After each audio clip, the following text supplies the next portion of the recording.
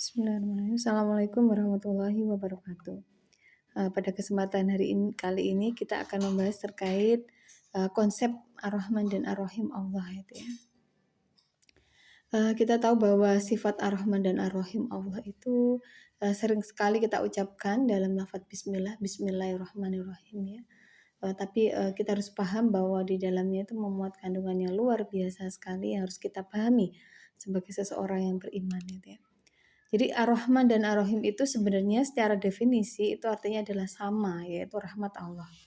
Tapi secara penjelasan lebih dalam ternyata memiliki pemahaman atau pengertian yang berbeda ya. Jadi kalau Ar-Rahman itu adalah sifat rahmat Allah yang meliputi segala sesuatu di dunia. Sifatnya adalah di dunia gitu ya. Jadi rahmat Allah, kebaikan Allah kepada seluruh makhluknya yang ada di dunia. Baik itu tumbuhan, manusia, hewan, dan sebagainya. Itu semuanya oleh Allah dikasih rahmat, dikasih sayang. Makanya semua makhluk hidup Allah itu pasti dijamin rezekinya oleh Allah gitu ya. Binatang melata pun yang kecil sekali yang kita tidak terlihat pun itu ada rezekinya, yaitu pangan yang sudah dijamin oleh Allah gitu ya. Jadi semua makhluk itu sudah dijamin rezekinya oleh Allah gitu ya. Tidak ada yang sampai kelaparan gitu ya, insya Allah gitu ya. Jadi itu adalah sifat Ar-Rahman Allah yang berlaku kepada seluruh makhluk hidup di dunia. Jadi semua makhluk ciptaan Allah pasti di sana memiliki sifat Jadi pasti disayang oleh Allah ya, diberi rahmat oleh Allah ketika di dunia. Makanya diberikan kebaikan, diberikan rezeki dan sebagainya. Makanya kalau kita harus paham bahwa sebagai seorang yang beriman ya, jadi Allah itu memberikan rahmatnya di dunia itu tidak hanya untuk orang beriman saja, tapi juga orang kafir. Makanya kan banyak orang kafir yang di sana tidak mengimani Allah, bahkan ateis gitu ya. Itu kaya-kaya dia.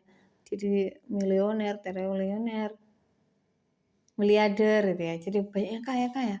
Karena memang Allah memberikan rahmat kepada siapapun yang Allah kehendaki gitu ya, ketika di dunia gitu ya. Mau beriman ataukah tidak gitu ya. Dan di sana Allah juga mempergilirkan kekuasaan gitu ya. Ketika di dunia itu. Jadi tidak hanya orang beriman aja yang diberikan kekuasaan, tetapi juga orang kafir pun seperti itu. Seperti mungkin contohnya Fir'aun dengan kekuasaannya luar biasa itu ya, padahal menentang Allah gitu ya. Kemudian mungkin Nabi Sulaiman yang luar biasa juga kekuasaannya. Jadi semua yang dipergilirkan kekuasaan itu oleh Allah gitu ya. Dan kita harus paham dalam konsep Ar-Rahman Allah di dunia ini gitu ya, bahwa sifat Ar-Rahman Allah itu berlaku untuk orang Islam ataupun tidak, orang yang beriman ataupun tidak. Makanya itu menjadi ujian buat kita yang beriman pada Allah gitu ya. Bagaimana kita tidak perlu bercemburu dengan orang kafir yang mungkin kaya meskipun tidak beriman pada Allah gitu ya. Itu kita harus memahami terkait konsep akidah seperti ini gitu ya. Jadi mau apapun rezeki yang Allah berikan dalam hidup kita, itu harus kita syukuri, itulah yang terbaik. Ketika kita mendapatkan rezeki yang sempit atau mungkin dalam takdir kita menjadi orang yang miskin ya, jadilah orang miskin yang beriman. Kalau orang yang sedang-sedang saja berarti jadi orang yang sedang-sedang saja yang beriman. Kalau kita ditakdirkan oleh Allah dalam konteks mendapatkan rezeki yang orang kaya, ya kita menjadi orang kaya yang beriman. Jadi patutnya seperti itu. Jadi Allah akan menguji manusia dengan ujian-ujian yang masing-masing kita hadapi masing-masing dalam hidup kita. Nah, patutnya kita sebagai seorang beriman memahami itu, bahwa ini bagian dari ujian Allah. Karena Allah ternyata memberikan kasih sayang semuanya. Bagaimana kita tetap istiqomah dengan keimanan kita, karena memang ini adalah akidah yang sudah kita pilih, keimanan yang sudah kita pilih. Ke dalam Quran surat Al-Ankabut ayat 2 kan Allah menyampaikan ya, bahwa Allah itu manusia tidak akan dibiarkan begitu saja mengatakan beriman, sedangkan mereka belum diuji. Makanya Allah akan menguji kita dengan keimanan yang kita miliki gitu ya.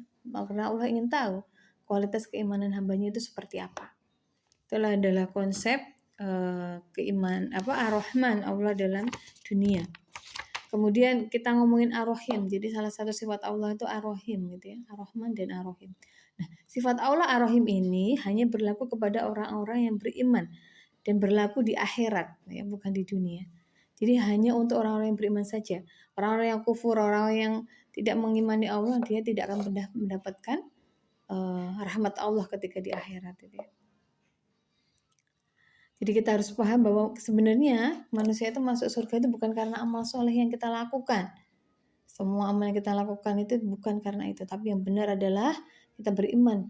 Nah, kita masuk surga, orang yang beriman masuk surga itu karena rahmat Allah, karena kebaikan Allah.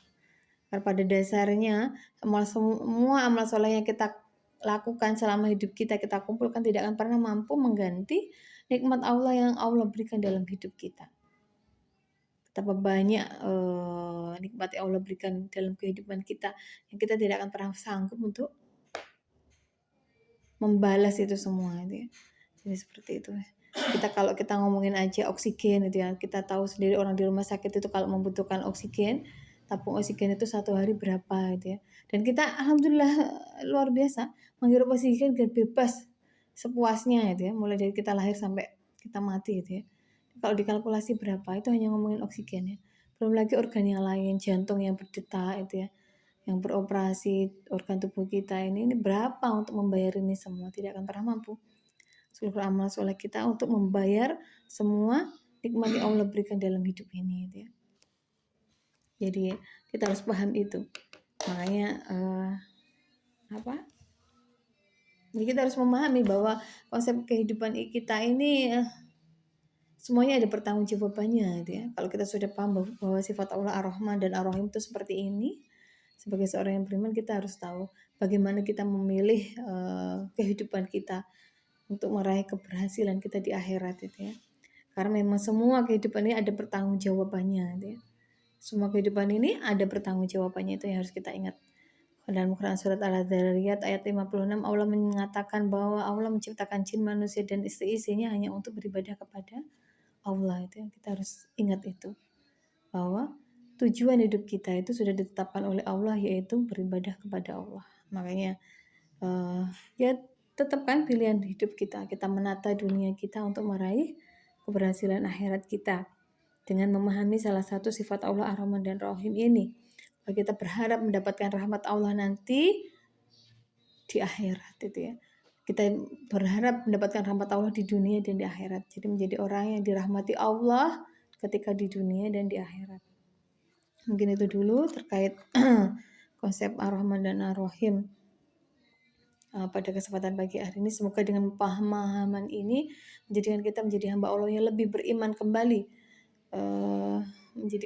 menguatkan keimanan kita untuk tetap istiqomah dalam jalan iman sampai ajal menjemput kita, agar kita menjadi orang-orang yang dipilih oleh Allah untuk mendapatkan rahmatnya ketika di akhirat kelak.